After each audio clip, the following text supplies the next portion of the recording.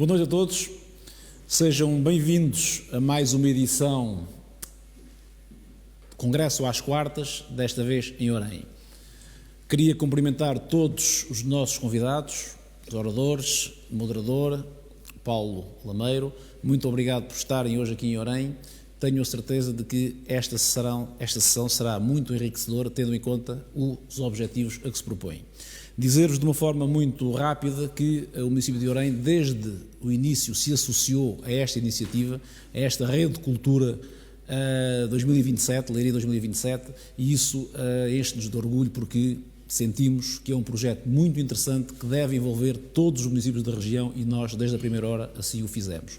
Dizer-vos também que é uma honra tê-los aqui hoje, esperando que esta sessão possa decorrer dentro daquilo que todos nós esperamos, a bem da nossa cultura, a bem da cultura da nossa região, e dizer-vos que tenho a certeza que com este entusiasmo, com esta vivacidade, que este será um projeto ganhador, como todos esperamos. Por isso, uma boa sessão para todos e desfrutem daquilo que todos vamos ouvir esta noite. Muito obrigado.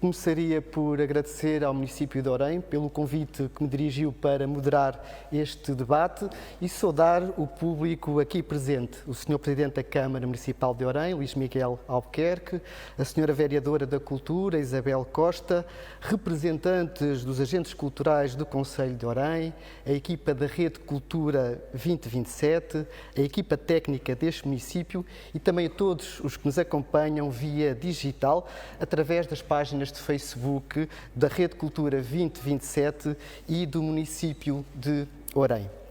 Esta é a segunda sessão do Congresso às Quartas, do Congresso da Rede Cultura 2027, o futuro da nossa cidade. O primeiro Congresso às Quartas teve início na passada semana, no município aqui próximo, em Alveiazere. E este ciclo de conversas, que é transmitido digitalmente a partir dos diferentes lugares dos territórios da Rede Cultura 2027, pretende refletir mais especificamente sobre as atuais problemáticas da cultura, os impactos e a recuperação da crise pandémica nas artes e na cultura. O Congresso articula-se também com a iniciativa Próximo Passo, colaborando com as cátedras da Unesco, dos Institutos Politécnicos de Tomar e de Leiria, que são parceiros da candidatura à Capital Europeia da Cultura em 2027. Inspirada na plataforma Le Jour d'après, promovida pelo Parlamento francês, trata-se de um fórum de pensamento e debate aberto a todos, que é composto por 10 perguntas fundamentais sobre a cultura e as artes no atual contexto que vivemos. Portanto, o principal tema, artes e cultura, o impacto da crise pandémica e depois, e ao município de Orem coube tratar dessas 10 questões, 2 delas.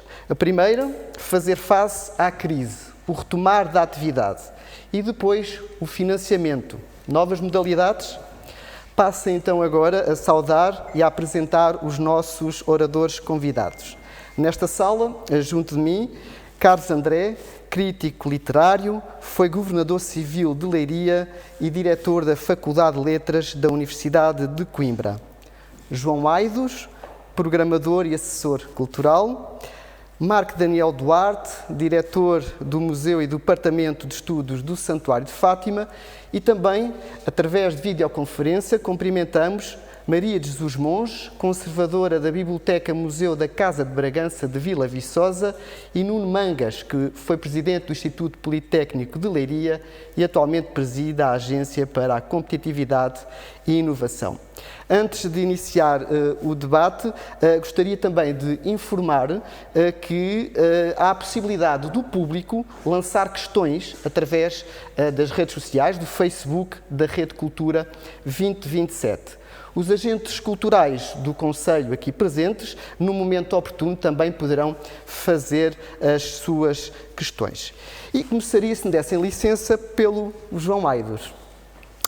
Como programador e assessor cultural, que conhece muitas das dificuldades pelas quais muitos artistas, muitos atores estão a passar, quais as medidas que o Estado deve adotar, também as autarquias e os governos regionais para acorrer a esta crise? Boa noite e obrigado por este convite e de estar nesta mesa com ilustres também pensadores da área da cultura. O que é que eu posso dizer e no papel de programador? Bem, eu sinto que estávamos em alto mar e apanhámos um tsunami de repente, e as respostas que têm que ser dadas deviam ter sido o mais urgentes possíveis da tutela.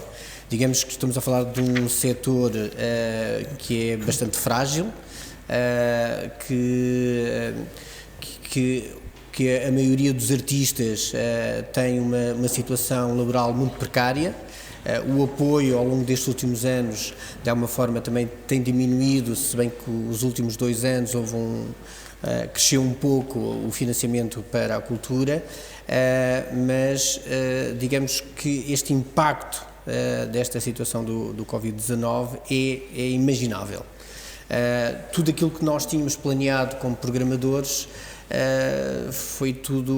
voltou tudo a zero, sendo que qualquer teatro, qualquer programador, qualquer sala programa as coisas a médio e longo prazo e de repente ficámos completamente à deriva, sem saber o que fazer, sendo que pior do que nós é de repente um conjunto de artistas ficarem sem trabalho. Muitos deles freelancers, muitos deles com trabalho com grande qualidade artística e que dependiam muito da contratação até dos teatros, nomeadamente os teatros municipais, que fazem um papel estruturante nos territórios. Aliás, cerca de 70% do apoio à cultura em Portugal passa pelos municípios, portanto o seu papel é enorme e de repente estes artistas todos viram-se sem a possibilidade de fazer os seus espetáculos, sem poder criar, e de repente o que nós tivemos que fazer foi puxar pela imaginação e como é que nós iríamos dar a volta um bocadinho a esta situação. Não é uma situação obviamente que estávamos todos impreparados, não é? E o que fazer, é este o tema, o que fazer perante isto. creio que muitos teatros tentaram, sobretudo, manter esta relação com os públicos. Em primeiro, manter esta relação de confiança e criar laços, encontrar novas formas de manter esta relação com os públicos, e daí que se tentou criar novas dinâmicas, nomeadamente na área do digital. Todos nós conhecemos a quantidade de conteúdos que se passou a ver nas plataformas digitais na área das artes do espetáculo. Houve uma resposta enorme também, muito solidária, de todos os artistas a esse nível, que se dispuseram de imediato a dar espetáculos, portanto, a impulsionar e a animar as comunidades. Portanto, foram os primeiros a sair de cena e os primeiros a entrar nestas novas plataformas digitais, portanto, tentando também nós, do outro lado, criar novos palcos, novas formas de chegar aos públicos, perante também estas regras de distanciamento, não esquecendo que outras áreas mais estruturadas foram criadas logo um conjunto de condições para reativar os setores vários, quer seja da restauração ou outros, sendo que o da cultura foi dos últimos, e creio que logo num primeiro impulso não da melhor forma. Digamos que as primeiras regras que saíram, nomeadamente nas lotações dos espaços, de uma forma um bocadinho errática, do número de lugares que era possível termos, veio-se demonstrar que era impossível de implementar, isto mais porque não houve uma resposta imediata também de trabalho em conjunto com o setor. Acho que a tutela, o que deveria ter feito de uma forma imediata, era perceber em conjunto com os players, com os atores dos territórios, qual é que é a melhor forma de, em conjunto, termos uma intervenção rápida, percebermos o que é que os artistas precisam, que outras formas é que nós podemos encontrar, que novos palcos, porque há outras formas e foram-se criando novas formas, os drive-ins, outras formas de apresentar os projetos artísticos, e isto demorou imenso tempo. Nós tivemos 2 meses, e 2 meses para este setor é terrífico. E o problema é que, pronto, muitos dos teatros abriram a partir do dia 1 de junho, mesmo em questões de financiamento, não tivemos uma resposta clara para este setor, não esquecendo que o Estado, por exemplo, a nível da publicidade institucional, penso que foram 15 milhões que foram destinados logo para essa área da publicidade em termos de audiovisuais, e que não houve uma resposta para esta área da criação artística imediata. Aliás, se alguém deu uma resposta mais imediata foram as autarquias, quer no apoio a residências artísticas, encomendas, quer em casa, quer para projetos, numa perspectiva de estrear daqui a 1 ano, quer estas produções todas digitais que foram encontradas, quer outras formas de chegar às comunidades, como eu estava a falar, dos drive-in, de outras formas de relação com o público. Isso foi sendo encontrado. E, efetivamente, não houve uma resposta ao mesmo nível da parte da tutela, creio eu. Acho que era necessário terem atuado de uma forma muito célere, ter feito um planeamento estratégico de como é que nós vamos dar a volta a este setor, a um setor que é bastante precário, e a situação ainda continua. Aliás, as regras saíram há semanas, mesmo os programadores tentaram dar um grande sinal, inaugurar um grande evento que houve este fim de semana, que foi o Regresso ao Futuro, que foi em 21 salas no país. Fizeram um espetáculo com vários artistas desde sul a norte, no fundo mais uma perspectiva simbólica de dar um sinal das pessoas voltarem aos seus espaços, às suas salas, e portanto esse investimento, claro que me estava a perguntar se tem havido uma resposta, não tem. Aliás, os célebres 30 milhões de euros anunciados para a programação dos artistas, por uma programação em rede, esses 30 milhões já existiam, faziam parte da programação da Cultura para Todos, e que já faziam parte das medidas da CCDR, já estavam alocadas a uma outra área. Portanto, até nisso acho que correu um bocadinho mal.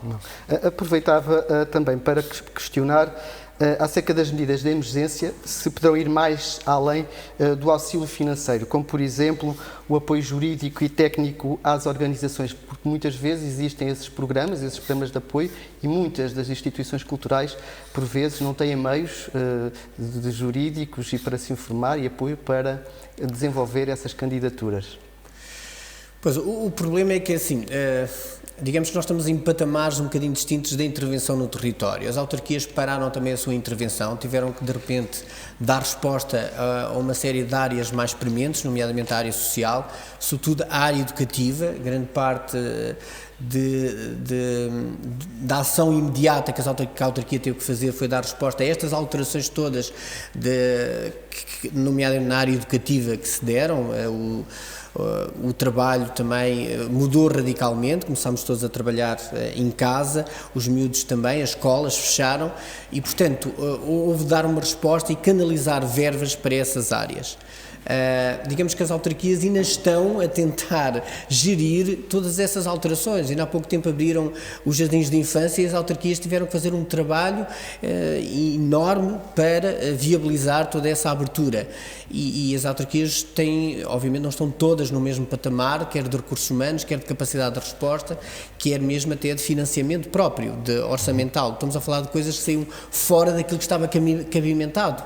Não podemos esquecer que uma autarquia cabimenta, tem as suas áreas para um ano de exercício orçamental. Portanto, isto também saiu fora, ainda não houve financiamentos específicos para a resposta que as autarquias tiveram que dar imediata às comunidades.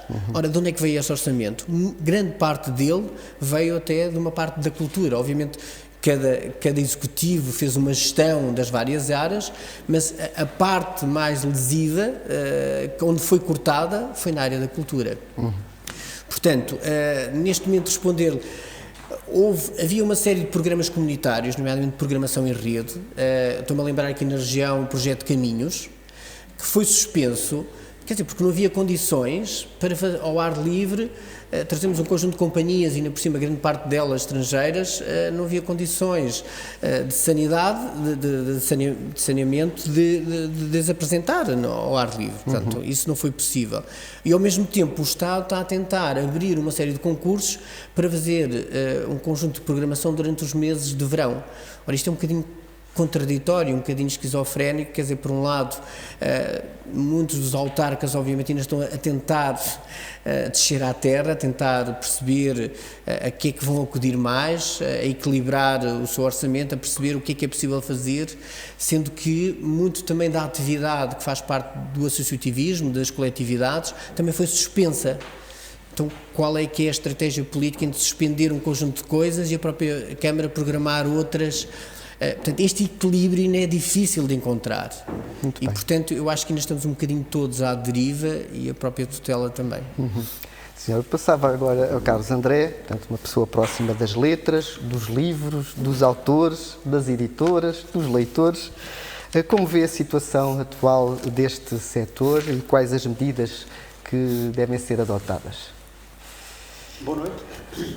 Boa noite a quem nos está a ouvir e boa noite a quem está aqui. Eu faço meus os agradecimentos que o Gonçalo fez e acho que ele falou em nome de nós todos e isto simplifica a utilização do tempo. Gostaria só de dizer do meu prazer especial em estar aqui por uma razão que acho que tem que ser dita. Eu sou leiriense e sou oriense e não sei qual sou mais e, portanto, sou empatado nas duas coisas e isso dá-me um prazer especial em estar no Congresso de Leiria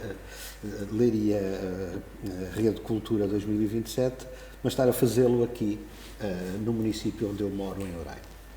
Dito isto, eu gostava de fazer uma reflexão prévia.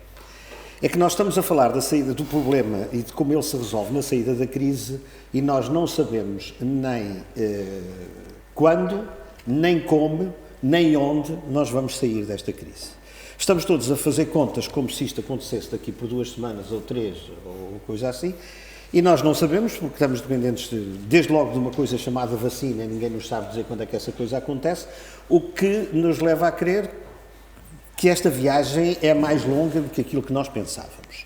E isso obriga-nos a pensar de uma outra forma. Eu, quando digo isto, nem quando, nem como, nem onde, é porque eu tenho o hábito de usar, e não será a primeira vez que muitas pessoas me ouvem dizer isto, tenho o hábito de usar para isto a metáfora de uma outra desgraça que, mítica ou biblicamente, aconteceu ao mundo, que é o dilúvio. Nós estamos na barca. Pensamos que vemos à volta, mas não vemos nada. E, portanto, nós vamos viajando, sabemos que a barca um dia vai parar, somos como Noé. Nós acreditamos que a barca um dia vai pousar e nós vamos sair. Nós não sabemos quando será o dia, não sabemos onde ela pousa, é uma barca que pousa, e não sabemos como está o mundo quando sairmos lá para fora. E é esta dose de incerteza que deve condicionar tudo aquilo que nós estamos a fazer neste momento e que nos deixa nesta angústia de que o João nos falava ainda agora. Porque é uma angústia para todos. Eu ia exatamente dizer isso. É para os atores. Os atores da cultura, não os atores de teatro. Os atores da cultura são muitos, de muitas áreas, de muitos custos diferenciados, de muitas filosofias e de impactos múltiplos e diferentes. São os atores, são os programadores, são os músicos, e os músicos são tantos e não podem ser todos tratados da mesma forma neste cenário de crise, são bailarinos e bailarinas, são as filarmónicas que têm uma natureza muito especial e que também estão paradas, também estão fechadas, e são os autores, que é isso que o Gonçalo me pedia para falar. O problema dos autores não é seguramente tão angustiante nem tão dramático como o dos outros, mas é um problema porque os autores, ainda que escrevam, não publicam, e se publicar, primeiro, a não ser os autores consagrados que têm as suas editoras, os outros não têm quem os publique, porque as editoras não querem arriscar, e por outro lado, ainda que publiquem, não vendem, porque as livrarias estiveram encerradas durante estes 3 meses. Vamos pensar que as livrarias também são salas onde se juntam o público. É certo que esse público vai lá buscar o livro, mas são salas onde se juntam o público. E não é tanto como isso o público que usa a outra livraria, que é a livraria virtual. Ou seja, estamos todos no mesmo barco, embora de natureza diferente. O problema que eu quero aqui suscitar é este, é o problema do quando. Nós não, ou se quiserem, o problema do quanto tempo. Nós não sabemos por quanto tempo nós vamos estar nesta viagem. E a resposta que for dada pelos poderes, e não uso som, a resposta que for dada pelos poderes neste momento, que eu saiba, no meu caso, os autores não estão, ou não estamos, porque sou autor, não estamos a reivindicar nada, e portanto, nesse aspecto estamos à vontade, mas a resposta que possa ser dada pelos poderes, se calhar vale para as próximas semanas se isto acabasse em julho ou agosto. Mas se vai até abril. Sim, se vai até abril. O poço não é um poço sem fundo. E quando o fundo do poço for atingido, a situação está verdadeiramente complexa. Nem a autarquia, presidida pelo seu presidente Luís Albuquerque, ou qualquer outro presidente, nem um governo presidido pelo nosso primeiro-ministro terão esta capacidade de resposta. Portanto, há aqui questões de princípio que têm que valer. E uma questão de princípio para mim é esta, faltou dizer, vou eu dizê-la em seu nome. A cultura não pode ser parente pobre do sistema. O que significa que as medidas que são tomadas para as outras áreas têm que ser tomadas em igualdade e em equilíbrio também para a cultura, no caso em que falamos de trabalhadores da cultura. Sejam eles que trabalhadores forem. Mas isso não pode pressupor que nós deixemos de nos interrogar a nós próprios, angustiadamente é verdade, não pode pressupor que deixemos de nos interrogar sobre como é que nos vamos reinventar, porque nós não sabemos quanto tempo a viagem ainda vai durar. E quando durante a viagem já não houver mais lastro, a nossa reinvenção é que nos permite a subsistência. Eu não quero ser nem otimista, nem pessimista. Quero ser apenas realista. Eu penso que o futuro é demasiado nebuloso para nós termos uma visão simplista das coisas. Acho que temos que começar a encontrar soluções.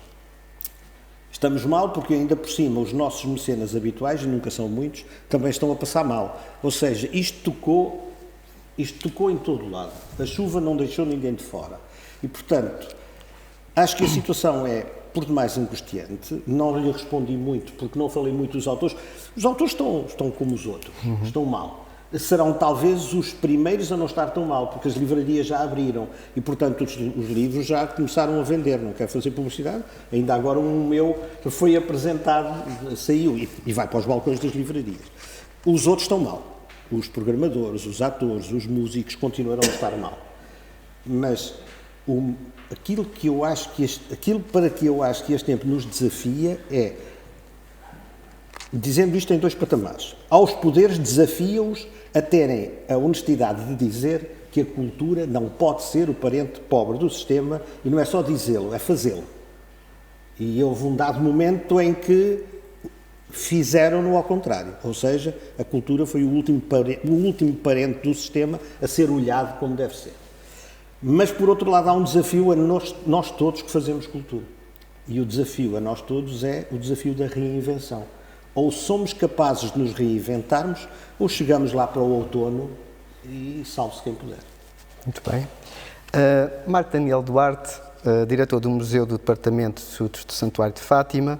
Fátima é um local intimamente ligado ao turismo religioso e é através dele que recebem milhares de visitantes nos equipamentos culturais do santuário, sejam eles os museus, como as exposições temporárias que promove. Como é que foi sentido este corte abrupto e como é que está a ser a reabertura? Muito boa noite, é com muito gosto que estou. Cumprimento também o auditório aqui presente e o auditório que está em casa, mas pode não ser em casa, pode ser na esplanada ou num jardim do município. Eu começava também por me permitir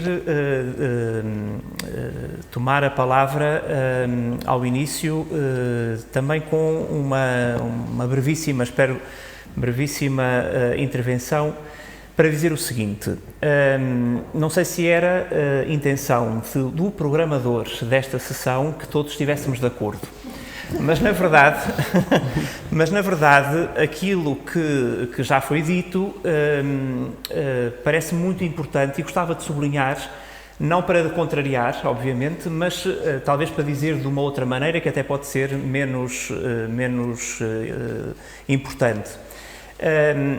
Esta imagem da barca, da Arca de Noé ou da Barca de Noé, leva-me, talvez também por tendência de discurso, uma vez que sou da área da história, leva-me a dizer que estamos em crise, não há dúvida nenhuma, mas também desde o momento em que tomamos o conceito de cultura da forma que o tomamos atualmente, e já lá vão uns séculos, nunca demos conta de os agentes da cultura falarem de outra maneira que não seja a cultura está em crise.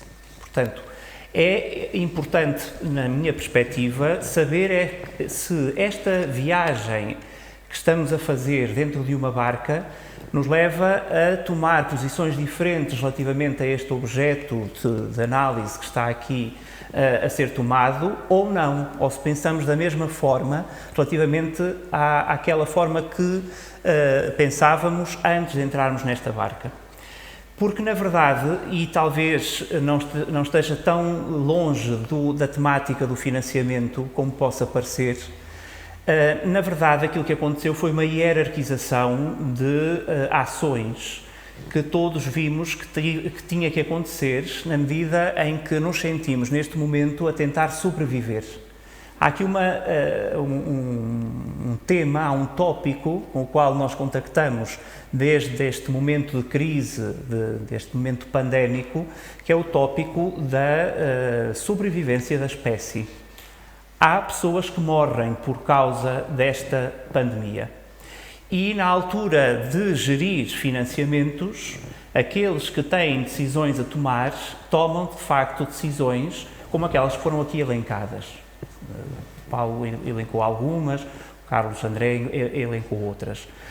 O que me parece fundamental é que, e isto também já foi dito, é que não possamos prescindir de que faz parte da sobrevivência a questão cultural. Isso é que não pode ficar fora do pensamento de quem legisla e de quem decide. E por isso, obviamente, sem querer fazer o trabalho dos historiadores do futuro, porque eles saberão o que dizer e provavelmente não será isto, mas podemos antever que quem olhar para este período da história vai possivelmente dizer que aconteceu o mesmo que acontece em qualquer momento histórico relativamente à cultura. Hierarquizam-se prioridades e a cultura, lá vem a questão do parente pobre. Parece, afinal, o parente pobre. Na verdade, não há área do pensamento nem área da cultura que não tenha no seu centro, nem são as obras de arte, nem são os encadeamentos de uma dança, de um coreógrafo, são sempre os seres humanos.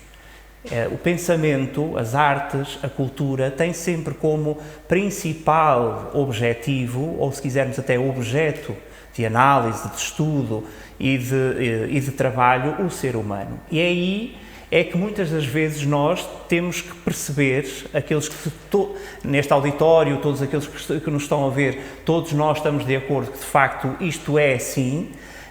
O que nós temos de perceber é como é que nós podemos continuar a encontrar-nos com os públicos, que não são nem mais nem menos do que talvez um substantivo coletivo para dizer de outra maneira ser humano ou humanidade.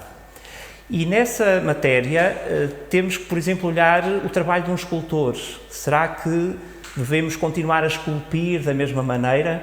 Ou devemos respeitar o material que se deixa de esculpir com mais ou menos facilidade, se é granito, se é barro, se deixa modelado de uma maneira ou de outra? E nós próprios também temos que nos esculpir de outra maneira, provavelmente, e ir ao encontro daquilo que é o tempo em que estamos a atuar. Agora, para ir à questão específica do turismo religioso. O turismo religioso é, sem dúvida nenhuma, eu costumo dizer isto, é, se quisermos, aquele, por ter como tema ou subtema dentro do turismo a questão religiosa, que é sempre uma questão que só por si gera cultura, quer porque tem sempre gestualidade performativa que vai gerar cultura. Por exemplo, os que vêm a Fátima gostam de experimentar o lugar naquela questão performativa que é a procissão das velas, que só se vive aqui e não se vive noutro lugar. Ou porque gera cultura ao nível da arte, porque normalmente estes lugares estão encenados artisticamente, de forma mais ou menos monumental, mais ou menos ligado aos cânones de épocas diversas, gera cultura. E, portanto, o turismo religioso garante sempre uma experiência. E é esta experiência que há de salvar sempre a cultura. A cultura tem que ser feita no âmbito da experienciação.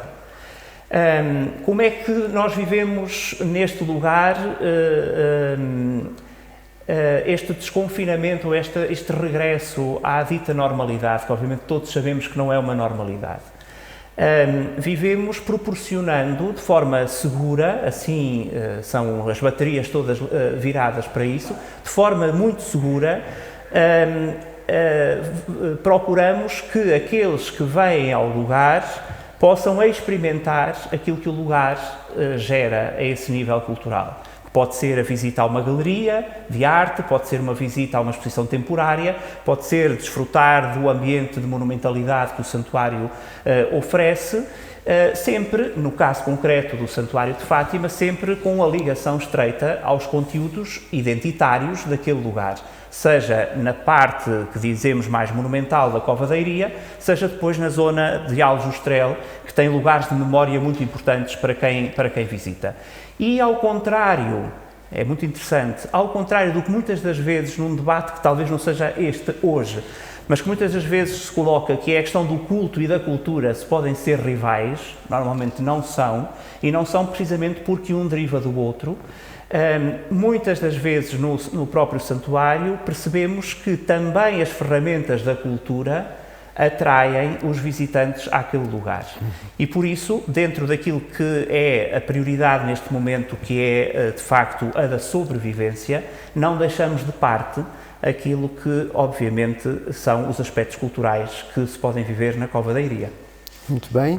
E agora íamos por videoconferência ter com Maria Jesus Monge, que é conservadora da Biblioteca Museu da Casa de Bragança, a Casa de Bragança, à qual pertence o nosso Castelo de Orém, e também é presidente da direção do ICOM Portugal.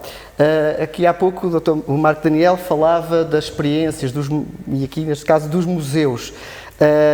Os museus, sem poderem ter acolhido público durante algum tempo, apostaram em visitas virtuais. No fim da pandemia, os museus deverão seguir e apostar em que caminho? No modelo das atividades para o público presencial ou mais no modelo digital? Boa noite a todos. Eu gostaria de começar por agradecer o convite que me foi feito e o gosto que é estar aqui com este painel a poder participar e a falar da área em que trabalho e também tenho responsabilidades associativas. Os museus, tal como praticamente as diversas áreas da sociedade, encerraram no início de março e estiveram fisicamente encerrados até ao dia 18 de maio. Durante esse período, como dizia muito bem, houve uma tentativa de estar presente e de continuar a manter o contacto com os públicos que normalmente nos frequentavam, já um pouco desta forma, mas sobretudo de forma presencial, e a avalanche de propostas que, por um lado, foram feitas. Obviamente desiguais, porque também é muito diverso o tecido museológico. E, sobretudo, a forma como foram sendo recebidas e estiveram presentes ao longo deste período demonstrou a importância que, em períodos de dificuldade, de crise, neste momento sanitária, o facto de manter a ligação à comunidade e manter esta memória que nos liga àquilo que nos transforma em sociedade foi fundamental. E essa ligação que se conseguiu de alguma forma manter veio, por um lado, acentuar a dimensão que já era muito presente, ou seja, a dimensão do digital, do audiovisual, mas, sobretudo, fazer-nos pensar como vai ser o Museu da Amanhã. Já havia a percepção de que muito estava a mudar, a forma como as novas tecnologias se tornaram presentes no nosso cotidiano, obrigavam todas as áreas da cultura, eu respondo naturalmente sobretudo pela parte dos museus, tudo isso foi acentuado de forma, diria quase brutal, com a pandemia. No entanto, e aquilo que veio reforçar aquilo que nos caracteriza enquanto museus é o facto de haver um constante apelo aos sentidos. A visita ao museu é uma visita, obviamente que é uma experiência intelectual, obviamente que passa por toda uma série de relações que têm a ver com o ser na sociedade que o gerou, mas tem também muito da dimensão sensorial. E por isso, todos aqueles que consumimos produtos culturais em formato digital, creio que isso tudo serviu sobretudo para nos dar grandes saudades e vontade de voltar a fruir do objeto presencial. Obviamente que o digital vai para ficar, vamos ter que trabalhar novas formas, até porque, e esta forma de estarmos agora reunidos tornou-se praticamente uma constante e demonstrou como é possível à distância, no meu caso, centenas de quilómetros, participar de uma discussão como esta. Estas ferramentas vão continuar e esperemos que sejam aperfeiçoadas, mas simultaneamente foi muito visível que era importante voltar à dimensão material, com todas as dificuldades que as atuais restrições nos trazem. Dificuldades que foram logo sentidas no primeiro momento. A partir do momento em que o Sr. Primeiro-Ministro começou a falar de desconfinamento, imediatamente anunciou a reabertura dos museus. É simbólico, até porque em muitas das instituições que têm dimensões menores, e como sabemos há muitos, sobretudo ao nível dos municípios, que não são particularmente grandes, e isso coloca um desafio para conseguir continuar a fazer as visitas, mas a partir do dia 18 de maio, de forma desfasada, continuada no tempo até meados de junho, praticamente todos voltaram a abrir. No primeiro momento houve, como também já foi dito em relação a outras áreas da cultura, algumas dificuldades ao nível das instituições do Poder Central, todos sentimos isso.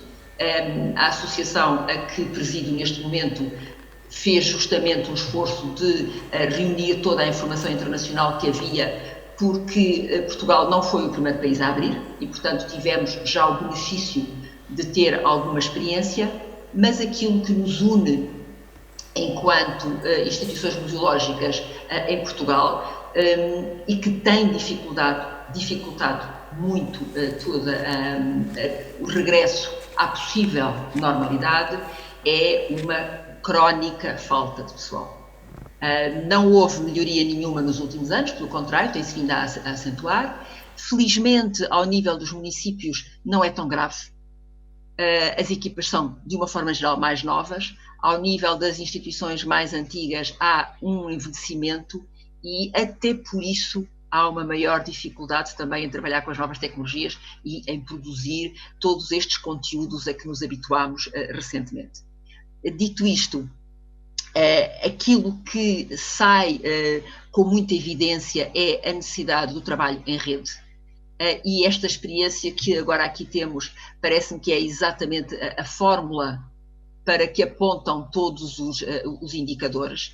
As comunidades locais têm uma ligação muito particular com os seus museus. Os museus servem de plataformas de congregação de outras formas de cultura e se é verdade que do ponto de vista das equipas dos museus a situação não é tão dramática como noutras áreas da cultura, há equipas fixas. As equipas fixas, de uma forma geral, têm um vínculo profissional razoavelmente estável e, portanto, esses núcleos duros não foram tão afetados pela situação, pelo menos não no imediato, mas há toda uma miríade de outras equipas na área educativa, na área dos eventos, os concertos, as representações, todas as artes do espetáculo que com muita frequência se associam e potenciam as atividades das instituições museológicas, pois todas essas ficaram sem rede. E o grande problema que enfrentam neste momento as instituições museológicas, prevendo desde já que as suas tutelas em 21 vão ter que equacionar como é que vão distribuir a receita, aquilo que daqui a pouco ainda se falava, não é? E que há a tendência lamentável de deixar a cultura na cauda da fila.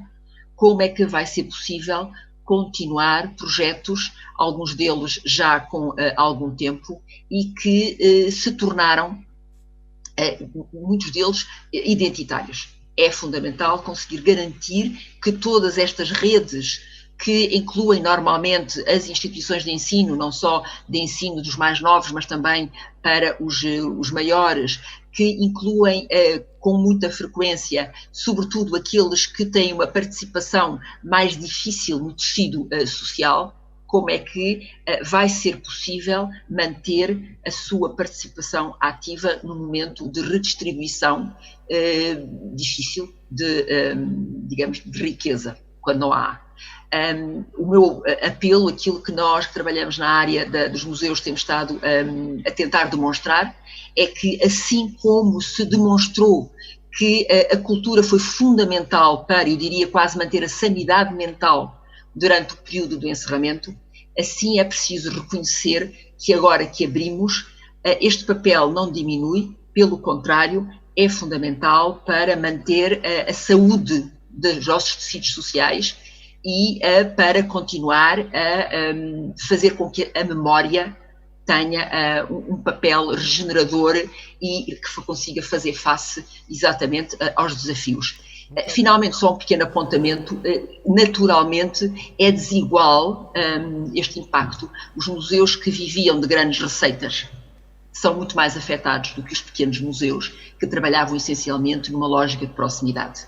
Eu diria que eventualmente o Santuário de Fátima terá talvez tido um impacto muito mais forte do que o Museu de Orém, porque o Museu de Orém trabalha com os seus próximos, o santuário trabalha essencialmente com o turismo religioso. Ora, mas é de todo este tecido que partilha uma série de características que tem que sair a resposta neste momento.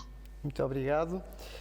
Passávamos agora para Nuno Mangas, Presidente da Agência de Competitividade, o IAPMEI. Está-me a ouvir? Estou. Olá, boa noite. Sim, boa noite. Perguntava o seguinte, é do mundo empresarial, e em que medida as empresas privadas poderão financeiramente auxiliar os agentes da cultura e das artes? Olá, boa noite. Antes de ir propriamente à sua questão, naturalmente agradecer à Câmara Municipal de Orem e a toda esta organização o convite para estar presente. Naturalmente cumprimentar todos os que estão a participar neste congresso. Permitam-me aqui uma saudação especial ao Carlos André. Eu, sendo mais natural de Orem, tenho ali também esta ligação à Leiria, embora não tão forte como ele, e portanto temos ao longo destes anos todos partilhado muitas coisas, e portanto permitam-me que aqui na pessoa dele cumprimento todos aqueles que nos ouvem e todos aqueles que participam neste painel. Dizer também que eu tive o privilégio, eu penso que o Carlos também, de quando foi anunciada a candidatura à capital europeia da cultura por Leiria, pelo presidente na altura Raul Castro, eu estava nessa sessão, foi uma sessão na do dia da cidade de Leiria, penso que o Carlos também estaria lá e, portanto, estive ligado a isso. Depois também à Cátedra Unesco, que foi criado no Politécnico de Leiria, portanto, só para vos dizer que efetivamente é com uma grande satisfação que participo neste painel. Dizer também que eu venho de um mundo completamente ou razoavelmente diferente, diria, portanto o que vou dizer acaba por ser algumas considerações que têm a ver com um observador atento, um cidadão comum, mas no meu dia-a-dia não estou tão ligado, ou não estou mesmo ligado a esta questão das artes e da cultura de uma forma geral. Em relação à questão que o Gonçalo, e cumprimento também o Gonçalo, que estamos cruzados, já agora não deixa de ser, e permita-me esta parte, numa altura em que eu se calhar há muitos anos que não passava tanto tempo em Orem como passei nos últimos 3 meses, deu-se as circunstâncias de hoje não conseguirem estar presencialmente convosco e ter que entrar por esta via. Dizia eu, perguntava-me o Gonçalo qual poderá ser o papel das empresas e qual poderá ser o papel, eu diria, da atividade económica, ou seja, daquilo que gera muitas vezes bens, produtos, serviços, neste contexto do financiamento à cultura. Eu acho que e acredito que pode ser crescente. É evidente, eu penso que era o Carlos há pouco falava disso, numa altura em que nós estamos num momento em que, por um lado, há uma maior necessidade, ou seja, os agentes culturais, as atividades culturais precisam de mais apoio, e por outro lado estamos num momento em que da parte das empresas há menor disponibilidade seguramente para o efeito, por todo o contexto que conhecemos. E isto torna as questões mais difíceis. Eu penso que, independentemente de poder ser sempre melhorada, nós temos uma lei de mecenato que poderá, acho eu, ser mais potenciada. Normalmente as atividades culturais têm uma componente de financiamento pública bastante acentuada, e eu não tinha a noção dos 70% que há pouco foi referida, mas 70% por parte das autarquias. As autarquias efetivamente têm aqui um papel importantíssimo e relevantíssimo. Depois temos a parte do Poder Central, em particular o Ministério da Cultura, mas depois temos a parte privada, a parte das empresas, que efetivamente pode e deve, na minha opinião, ter aqui um papel importante. E felizmente que temos hoje já um conjunto de empresas relevante a apoiar atividades culturais um pouco por todo o país. E porque reconhecem que essa é também uma responsabilidade dessas próprias empresas, uma responsabilidade social, se quiserem, dessas empresas. Muitas vezes o que eu penso que existe também é algum desconhecimento sobre como é que tudo isto se pode processar. E eu acho que uma das coisas, quando refleti um pouco sobre esta intervenção e sobre as questões que fizeram o favor de me enviar, uma das coisas que penso que poderia ser interessante é, de alguma maneira, tornar evidente como é que funciona o mecenato, porque o mecenato não é só para grandes empresas. Nós estamos habituados muitas vezes a ver as grandes empresas de dimensão nacional, a fazerem mecenato, mas qualquer empresa pode contribuir à sua escala para o mecenato cultural, que é desse que estamos aqui a falar. E pode contribuir com, eu diria, dando um exemplo, uma empresa que fature, por exemplo, 1 milhão de euros, pode contribuir até 8 mil euros por ano, isto depois tem alguns limites, para o mecenato cultural. E ao fazer isso, tem benefícios fiscais para o efeito. E, portanto, muitas vezes é preciso comunicar isto. E esse mecenato pode ser feito em dinheiro ou pode ser em espécie, ou seja, há pouco, eu penso que foi quem me antecedeu, penso que a Maria de Jesus referia a dificuldade que há hoje ao nível dos recursos humanos. Pois o mecenato pode ser feito também com pessoas, com recursos humanos. O que é que eu penso que poderia ser feito no âmbito desta rede de municípios que apoia a candidatura de Leiria à Capital Europeia da Cultura? Era eventualmente fazer um programa integrado que de alguma maneira tivesse uma parte de comunicação, que tivesse um contacto direto com as empresas, que de alguma maneira as sensibilizasse e lhes mostrasse as vantagens que têm também ao aderir a esta rede, procurar se calhar criar aqui um selo que pudesse, de alguma maneira, que as empresas pudessem ter nesta matéria. Eu não fui muito criativo, mas sei lá, podia ser a rede das empresas solidárias Capital Europeia da Cultura.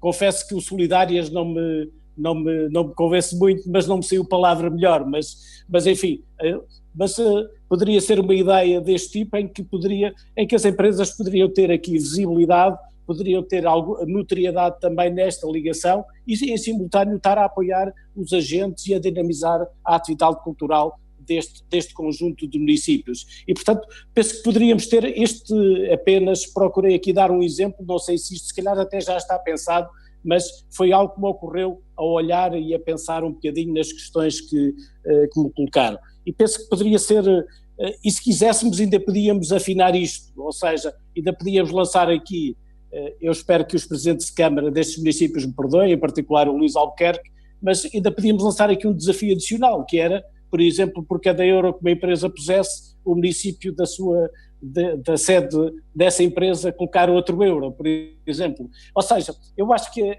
poderemos aqui criar mecanismos que de alguma maneira, permitam quase uma cascata de apoios e de incentivos, tirando partido do mecanismo que existe, que é a lei do mecenato, que tem para as empresas também algumas vantagens, nomeadamente de natureza fiscal, porque podem majorar o apoio financeiro ou em espécie que seja dado neste domínio. Isto para vos dizer. Agora, o que eu sinto muito é que temos que também, eu vou utilizar aqui uma palavra e espero que os empresários e os gestores não me levem a mal, mas de alguma maneira também temos que, eu diria, educar / sensibilizar as nossas empresas, os nossos empresários, os nossos gestores para a importância da cultura, para a importância no desenvolvimento integrado e global dos territórios e das pessoas, termos atividades culturais diversificadas, porque eles são os primeiros depois a ganhar com isso, porque terão seguramente recursos humanos, pessoas mais preparadas, mais conhecedoras, mais criativas e, portanto, mais tarde, pode não ser do imediato, como é evidente nas questões da cultura, na educação, são sempre questões a médio e longo prazo, mas irão ter também ao nível daquilo que são as suas atividades, ao nível das atividades criativas, de inovação, desenvolvimento dos seus próprios negócios, terão tudo a ganhar em termos de pessoas mais preparadas e mais conhecedoras, quer do ponto de vista educacional, quer do ponto de vista cultural. E estas atividades podem ser relevantes para esse efeito. Deixava uma última nota ainda em relação às empresas e numa outra vantagem. Há pouco falava, penso que o Marco falava da questão do turismo religioso. Hoje uma empresa, o turismo religioso é importantíssimo, a começar logo pela rede de hotéis, pelos restaurantes, pela restauração, por todas essas atividades conexas, mas por uma empresa, por exemplo, industrial, que exporte produtos, exporte serviços, muitas vezes traz os seus clientes ao território, à região. Não é indiferente trazer esses clientes a um território que tem diversidade cultural, que tem resposta, que tem atrativos a este nível, ou a um território que não tem nada disto, e portanto pode também aqui ter vantagens a este nível. E, portanto, o Gonçalo, assim de uma forma breve, penso que o mecenato pode ter aqui um papel, pode ter aqui um papel importante. Depois, ao nível das atividades económicas, também uma coisa que eu penso que poderá ser apoiada no âmbito daquilo que está previsto e que pode ser pensada. Uma das coisas que nós assistimos muito, e agora, é olhar para a cultura também como uma atividade económica e, portanto, tirar partido dos meios digitais para potenciar essa atividade económica. Uma das coisas que nós vimos nestes últimos meses foi o desenvolvimento enorme do comércio digital. Todos nós provavelmente compramos hoje mais pela via digital do que o que fazíamos há 3, 4, 5 meses atrás. E eu acho que aqui também há uma oportunidade que pode ser incentivada. É evidente que se calhar não é para todos os agentes, mas haverá um conjunto de atividades culturais que podem também beneficiar com esta forma de, eu diria, vão permitir a expressão vender, não gosto muito dela, mas de alguma maneira fazer com que ela chegue ao público com retorno também financeiro para quem a promove. Não sei se respondi. As suas ideias, e lançava aqui para também os convidados que querem comentar e se concorda a necessidade de haver uma maior aproximação entre o mundo empresarial com o mundo cultural. Se alguém quer comentar. Sim, eu acho que sim. Cada vez mais a intervenção no território deve ser conjunta e concertada, não é? Cada vez mais o trabalho cultural é um trabalho também de mediação com as próprias comunidades, de capacitação, e esse trabalho deverá ser feito em conjunto. A intervenção não é só social, cívica no território, é um trabalho conjunto entre as estruturas públicas, obviamente, mas também há um lado social e de intervenção também na própria comunidade das empresas. Nas empresas trabalham as pessoas, e as pessoas fazem parte desta geografia, deste puzzle que é composto cada território, cada espaço. Portanto, acho que o mecenato não é suficientemente atrativo, sendo que até muitas vezes o próprio Estado compete de uma forma um bocadinho agressiva em relação aos agentes culturais. Ele próprio concorre com os agentes culturais. Grande parte dos nossos mecenas são mecenas, nomeadamente como a EDP, as grandes empresas públicas são mecenas das próprias estruturas públicas. Estamos a falar da Companhia Nacional de Bailado, do Teatro Dona Maria II, o que é uma concorrência desleal. Mas sim, esta relação de trabalho conjunto no território acho que é muito profícua, nomeadamente em áreas de mediação. Eu não acredito que uma empresa não seja sensível quando um teatro propõe um projeto de capacitação, nomeadamente para um público infantil, para pessoas de idade maior, em que a própria empresa percebe que está a melhorar o desenvolvimento individual da sua comunidade, que não participe num projeto desses. Coisas tão simples como apoiar o transporte das escolas para se deslocarem a assistir um projeto artístico no seu teatro.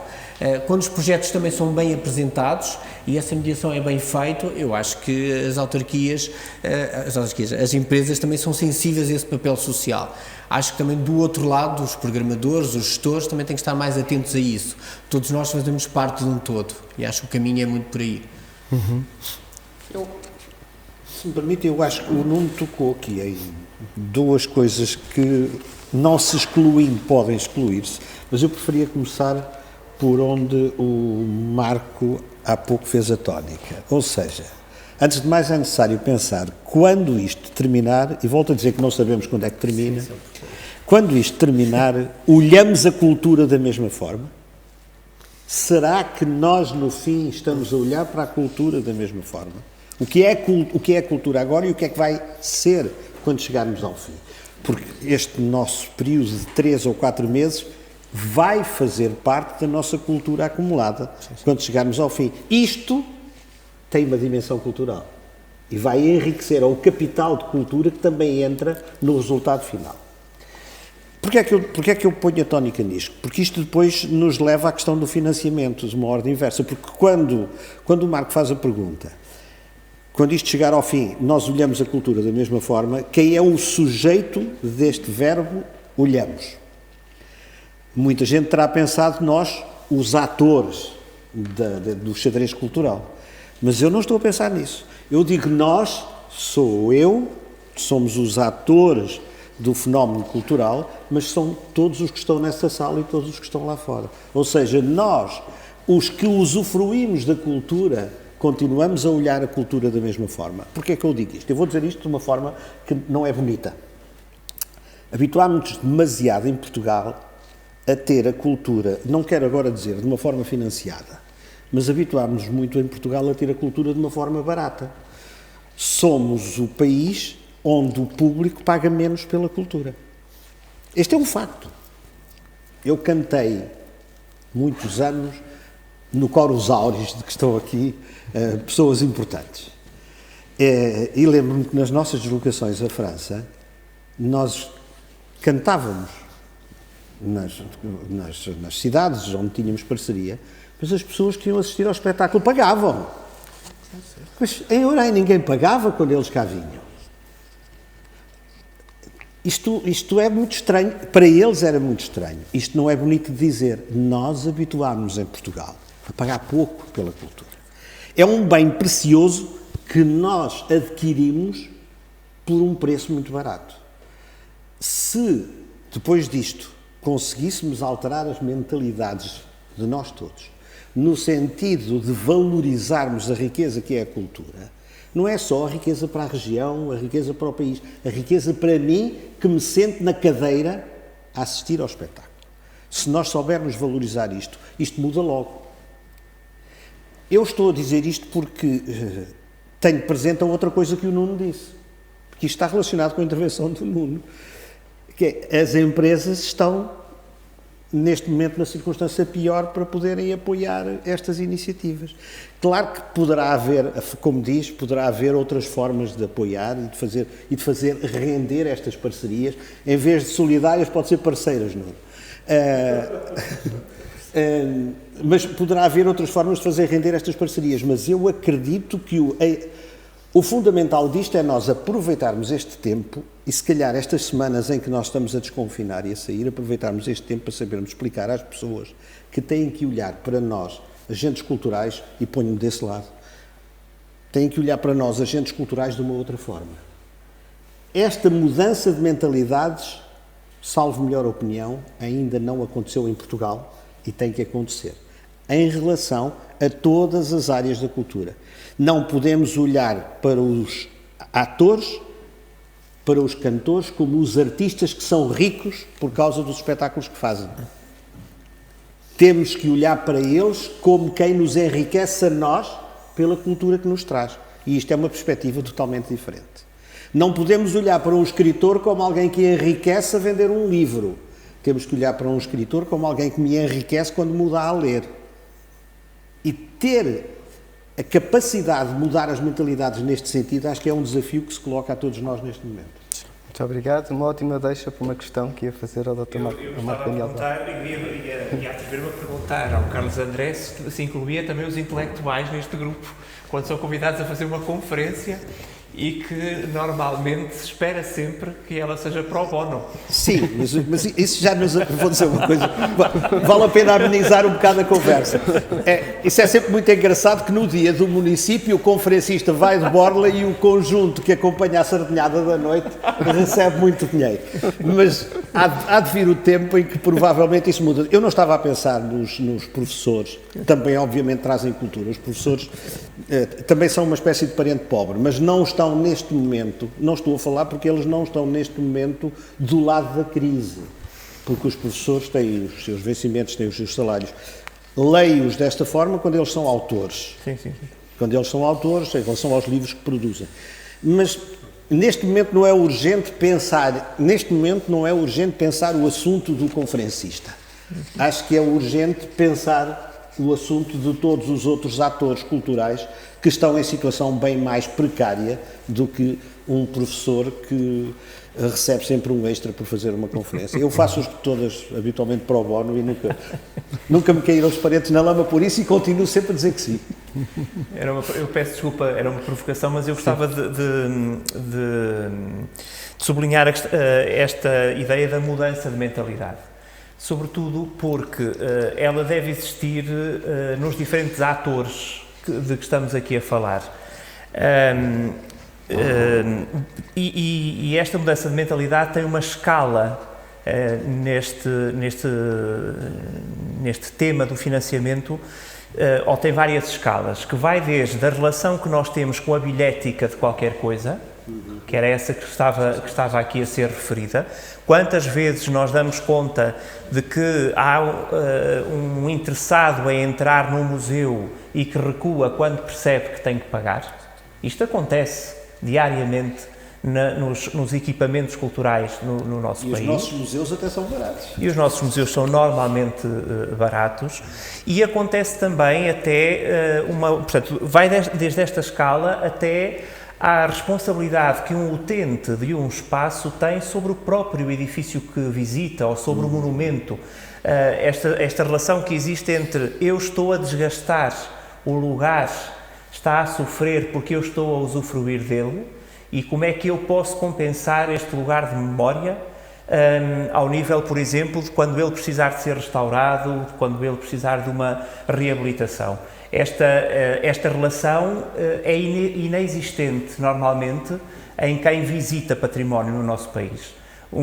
Mesmo aqueles que vão a alguns lugares não percebem porque é que tem de ser pago. Tem de ser pago precisamente porque vai aliviar alguma coisa, porque nunca a bilhética corresponde às necessidades de um monumento ou de um conjunto de edifícios com monumentalidade para ser visitada ou para ser visitado. Há ainda uma outra questão de mentalidade que eu penso que era importante aqui colocar neste aspecto do financiamento. É que também, por outro lado, nós temos uma relação ambígua sobre aqueles que precisam de ser financiados e que muitas das vezes não têm a capacidade de dar contrapartidas a quem está disponível para financiar. Eu aqui falo sobretudo daquilo que conheço melhor. Agora não vou falar do Santuário de Fátima, mas falo do património religioso em Portugal, que muito dele, a grande maioria, está, enfim, felizmente somos herdeiros de um património belíssimo, mas que acusa as marcas de uma história e, sobretudo, no património religioso eu dou sempre o exemplo da retabulária que temos. Os nossos retábulos nas igrejas datam sobretudo do século XVIII. Houve alguns que subsistiram e que vêm de trás e que não foram substituídos, mas nessa altura houve uma grande campanha de reformulação estética das nossas igrejas. Esses retábulos estão com 200, 300 anos e estão todos a dar de si.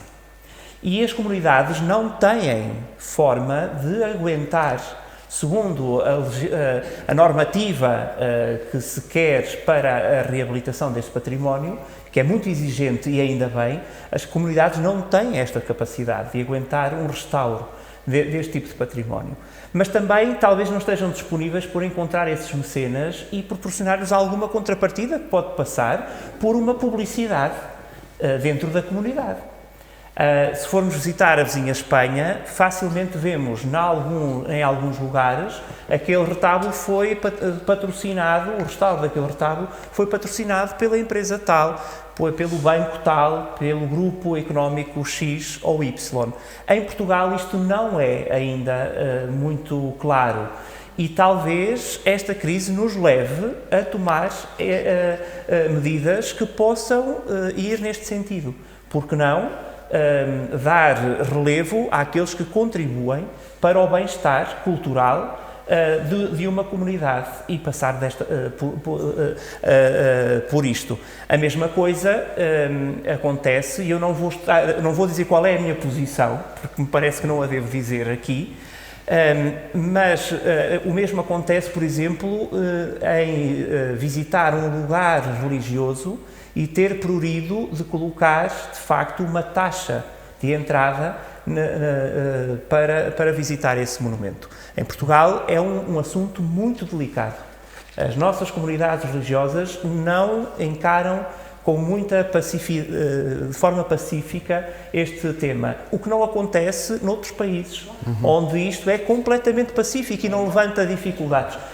Em Espanha, por exemplo, em que não se entra numa catedral que não se tenha que pagar, obviamente mantendo as portas abertas para quem vai com intenções devocionais e vai frequentar o lugar com a intenção do culto, não é? Sem estar a dizer a minha posição, porque não é este o debate, mas acho importante que olhemos no âmbito desta reflexão que estamos a fazer, que olhemos para o património e tenhamos a consciência de que nós não vamos conseguir aguentá-lo e passá-lo à geração futura se não encontrarmos formas de financiar estas paredes, estes muros, estas reabilitações. Passávamos a Vila Viçosa, Maria de Jesus Monge, a respeito do que temos vindo a falar, do pagar ingressos e, portanto, não tanto nos museus pequenos, mas nos museus, por exemplo, da GPC, os museus dos COS, que sustentam, que têm grandes receitas dos museus mais visitados, ou então também dos monumentos em Lisboa, Jerónimos, mas na nossa região, o Mosteiro da Batalha, que contribui financeiramente para o grande bolo. Será que esta quebra, ou como é que vai ter repercussão certamente no investimento futuro? Como é que se poderá fazer? Bom, eu não sou funcionária da DGPC, mas claro, como pessoa que razoavelmente sabe como é que estas coisas funcionam, o que eu sei, até porque fui confrontada com essa resposta quando tive uma reunião com a direção da DGPC, é que as verbas que são geradas pelos grandes museus e monumentos, designadamente os que são património mundial, serviam para pagar vencimentos. E, portanto, neste momento o grande drama é conseguir pagar despesas correntes. Quando nós vemos notícias na comunicação social que, a propósito da atual dos concursos para museus, o Museu A ou B tem um orçamento de 2 milhões de euros, tem 2 milhões de euros para pagar vencimentos e despesas de funcionamento. Portanto, quando estamos a falar disto, quer dizer que se os grandes porque têm uma avalanche de gente que lá está também, como diziam muito bem, também provoca um desgaste proporcional e tem custos de manutenção também proporcionais à grande quantidade de pessoas que frequentam. Isto coloca um problema também de, neste momento, ao desaparecer essa receita, há um problema gravíssimo de financiamento, porque lá está... É um pouco paradoxal, nós habituamos a olhar para a cultura como uma área que está sempre dependente de apoio externo, mas o que é um facto é que havia muitas áreas dentro da cultura, enfim, ao nível central, que viviam dos ingressos dos museus. Nós sabemos que os últimos anos foram, infelizmente assim foram, de grande impacto positivo do turismo no nosso tecido económico. Esse impacto deveu muitíssimo à área da cultura. Nós sabemos que o visitante que não vai para a praia, e esse é cada vez menos, usufrui e consome produtos de cultura, visita museus, vai a concertos, é um visitante essencialmente europeu que tem hábitos de cultura que depois, obviamente, potencia quando está de férias, quando quer estar a usufruir de um país como Portugal, que tem uma cultura razoavelmente idêntica, mas que tem uma especificidade que o torna muito atraente, até porque, de uma forma geral, menos conhecido. Ora, isso veio naturalmente colocar agora um grande desafio. Muito desse retorno é, como dizia há pouco o seu professor, imprevisível quando é que vai regressar. Pela experiência própria, creio que o slogan que está a ser utilizado, vá para fora cá dentro, pode funcionar muito bem para quem está fora dos grandes centros urbanos, Nós tivemos essa experiência na semana do 10 de junho. Vila Viçosa foi literalmente inundada e, portanto, nós acreditamos que este verão, se a situação sanitária o permitir, pode fazer com que todos aqueles que estão longe dos grandes centros urbanos tenham alguma capacidade de reconstituir, não quer dizer receita, porque o que nos interessa basicamente não é a receita, é que as pessoas nos visitem e possam partilhar das memórias que nós temos para oferecer. Dito isto, evidentemente, o financiamento é sempre uma questão difícil. Quando falamos de municípios, há situações muito interessantes de municípios que optam por nem sequer cobrar bilhete, porque até às vezes a própria mecânica do cobrar bilhete acaba por ser onerosa e, portanto, consideram que o serviço que dispensam à comunidade deve ser gratuito e que aquilo que lhes é trazido em cidadania, em conhecimento, em melhoria das condições a todos os níveis das suas populações, não necessita do pagamento de uma verba que provavelmente nunca seria muito grande, porque são museus de comunidades que, lá está, não têm o apelo mediático que têm os grandes museus. Aliás, e dentro daquilo que há pouco falávamos, aquilo que eventualmente poderá fazer a grande diferença para os tempos futuros é conseguirmos, e que é aquilo que eventualmente nós temos ainda de menos desenvolvido em relação aos países do Norte da Europa, é a construção de uma cidadania mais consciente, que passa naturalmente pela educação.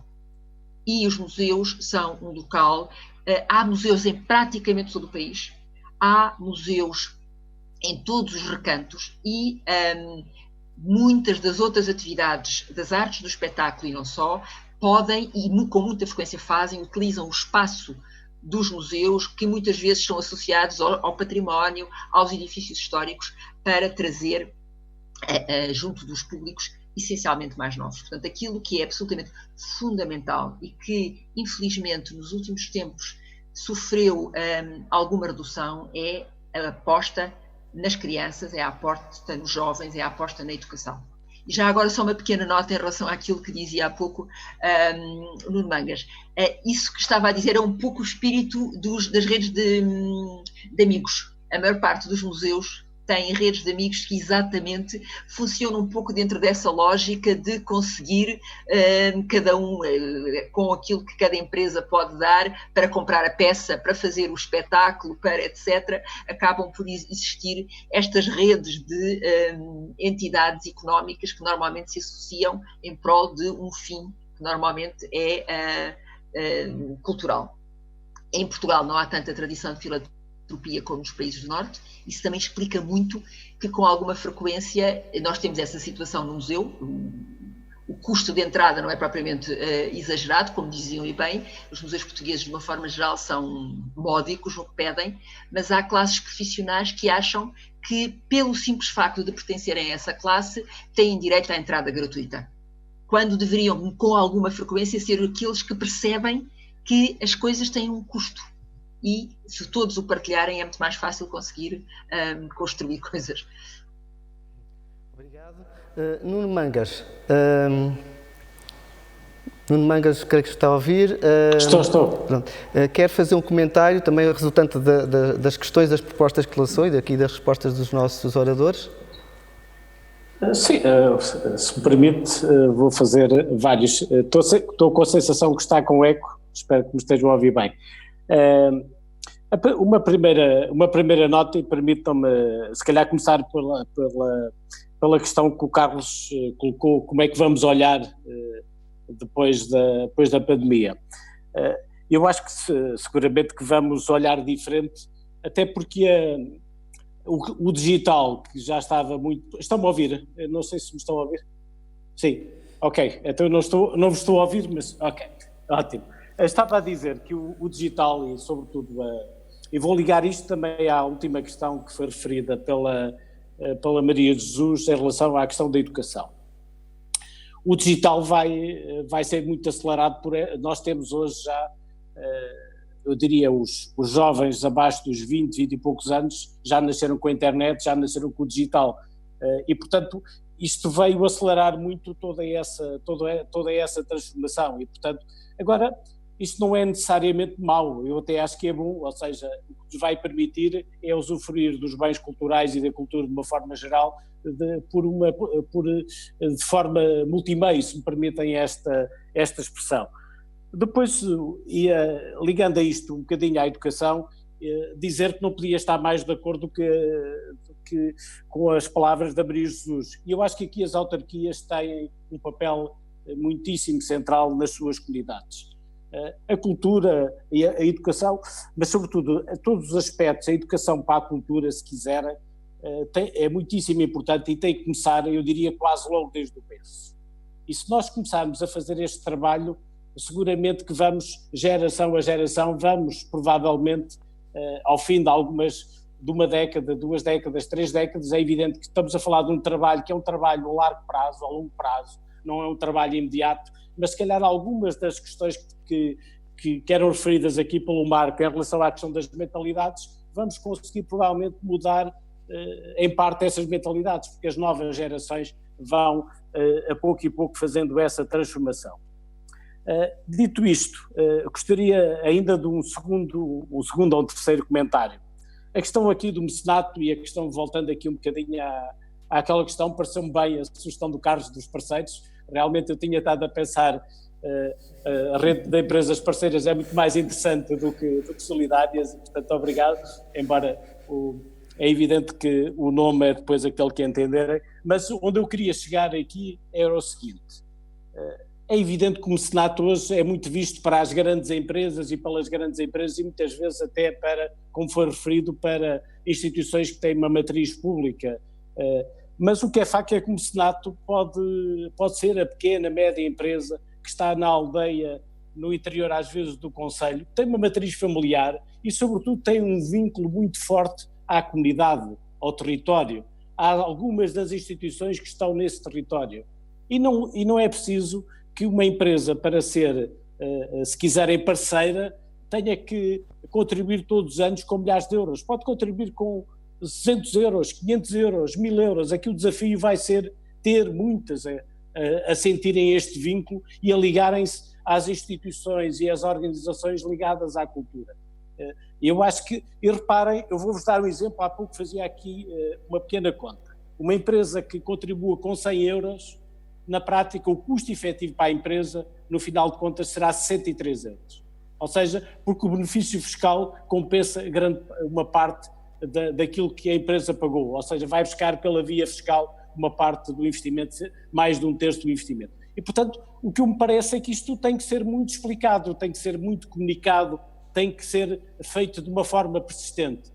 Eu pergunto se algum de nós sabe quantas empresas é que apoiam culturalmente, em termos da lei do mecenato, no Concelho de Orem, instituições ligadas à cultura. Eu confesso que não tenho esses dados, ainda procurei, não os consegui encontrar. Mas na rede destes municípios, da rede de apoio à Capital Europeia da Cultura, quantas empresas é que teremos a apoiar, em termos de mecenato cultural, instituições da área cultural? Eu não quero adivinhar, mas diria que provavelmente será uma percentagem relativamente reduzida. Isto, se quiserem, eu diria que podemos ver o copo meio cheio ou meio vazio.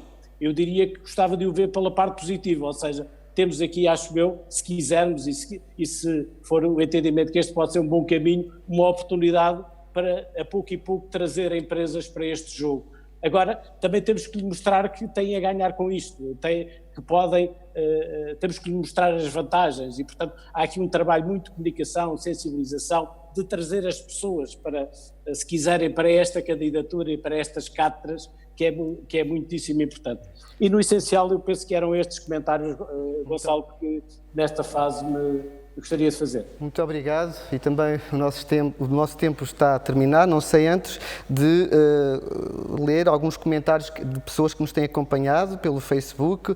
Um comentário de Luís Figueiredo que diz explorar novas fontes de financiamento, examinar técnicas criativas de marketing, avaliar a contribuição dos museus na economia local, são alguns dos temas emergentes do pós-Covid-19 que a todos preocupa. Mais um comentário.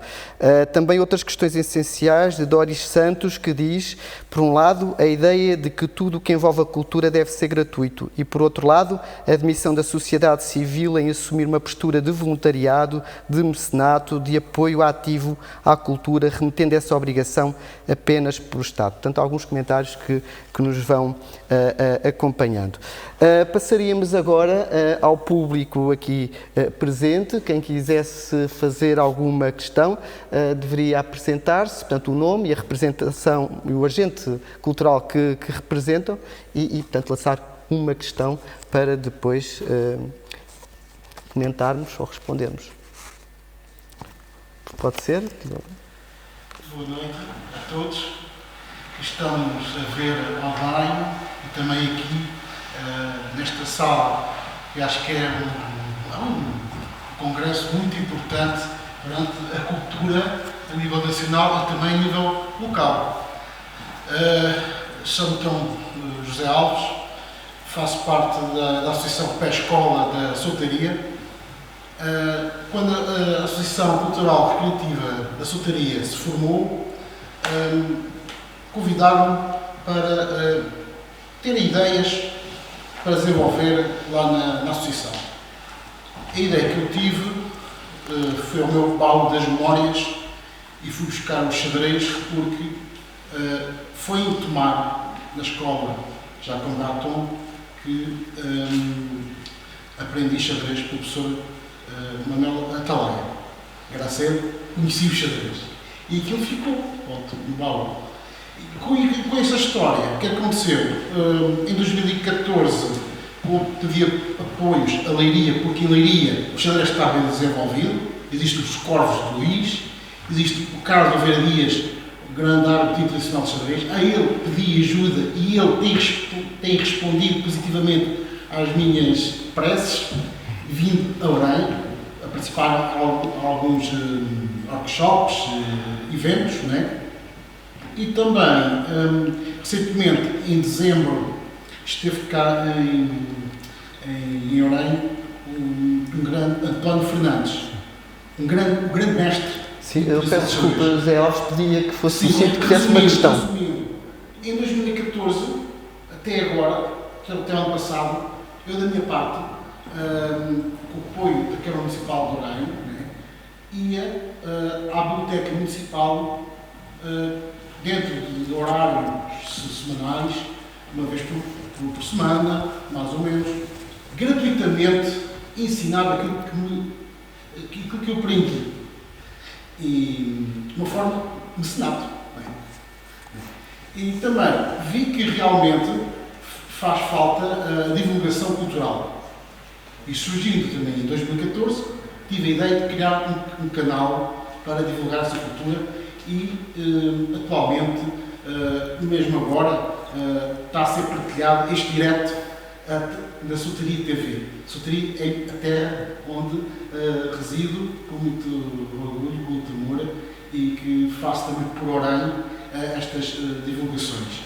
Por isso, duas atividades da minha autoria, desde há 6 anos que tento desenvolver e que, olhando para essa perspectiva, quebrando barreiras, havendo esse gesto de cidadania, de interesse pela cultura, em fazer, em dar. Obrigado. Não é propriamente uma questão. Há alguém que queira colocar uma questão aqui à mesa?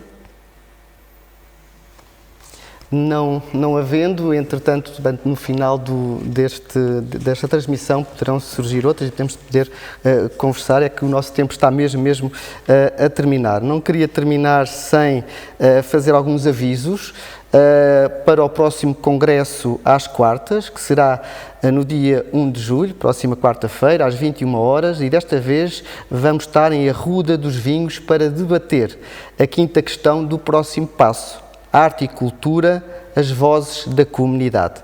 Quem desejar deixar o seu contributo para esta reflexão pode fazê-lo desde já no site da Rede Cultura 2027. Mas não há congresso só às quartas, também há aos sábados. O próximo congresso dos sábados, 27 de junho, às 15 horas, no Espaço O, em Óbidos, uma conversa sobre as 3 cidades criativas da Unesco do território da Rede Cultura 2027. São elas Óbidos, com a literatura, Caldas da Rainha, com o artesanato, e Leiria, com a música, com os focal points de cada uma das cidades. Ambas as sessões serão transmitidas em direto no Facebook da Rede Cultura 2027. Passaria então agora aos agradecimentos, ao Executivo do município de Orem, aos oradores convidados pela brilhante prestação, ao público aqui presente, aos que nos acompanharam digitalmente e que fizeram comentários nessa mesma rede social, e também às equipas técnicas do município de Orem e da Rede de Cultura 2027. A todos bem-ajam, e se permitissem, terminaria com uma frase de Miguel Rego. É urgente olharmos a cultura como um espaço de criação de alegria e não do medo, e para isso precisamos de salvar os trabalhadores da cultura hoje. Tenham confiança. Obrigado.